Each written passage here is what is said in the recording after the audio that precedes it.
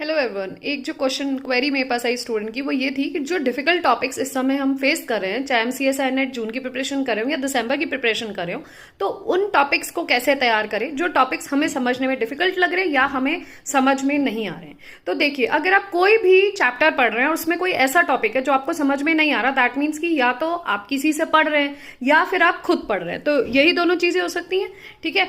तो अगर आप लोग खुद पढ़ रहे हैं और आपको वो टॉपिक क्लियर नहीं हो रहा या किसी से पढ़ने के बाद भी वो टॉपिक क्लियर नहीं हो रहा, तो what you have to do is, जैसे हम बचपन में करते थे ना, 9th-10th में टॉपिक नहीं समझ में आता था तो क्या करते थे, घर आके उस बुक को खोलते थे, उस टॉपिक को देखते थे, उस पे बेस्ड 4-5 क्वेश्चंस करते थे, फिर दोबारा उस टॉपिक को पढ़ते थे। तो उससे हमारा क्या होता है ना कि वो कनेक्शन बन जाता है कि हमने क्या करा, वो टॉपिक पहले समझा, नहीं समझ में आया, लेकिन जब आप बुक से उस चीज को पढ़ते हो और उस क्वेश्चन को देखते हो तो वो एक कनेक्टिविटी सी बना देता है।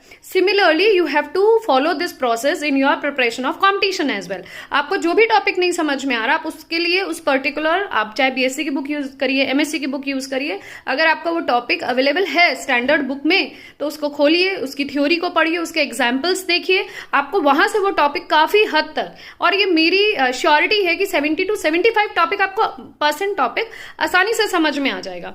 जब वो टॉपिक समझ में आ जाएगा ना, what you have to do is, उससे रिलेटेड जो पीवाईक्यूज होंगे उसी टॉपिक से रिलेटेड, तब उनको दोबारा से करके देख लेना। तो जो तुम अगर पहले 40% वो क्वेश्चंस कर पा रहे थे ना, अब तुम 80 या 90% कर पाओगे। So open your book and revise that topic and just check that topic once again, और फिर उसके क्वेश्चंस करो जो रेगुलर है और फिर पीवाईक्यूज करो। ये एक बार टेक्निक अपना के देखो, और नहीं होता है तो फिर कमेंट के द्वारा पूछो। Thank you.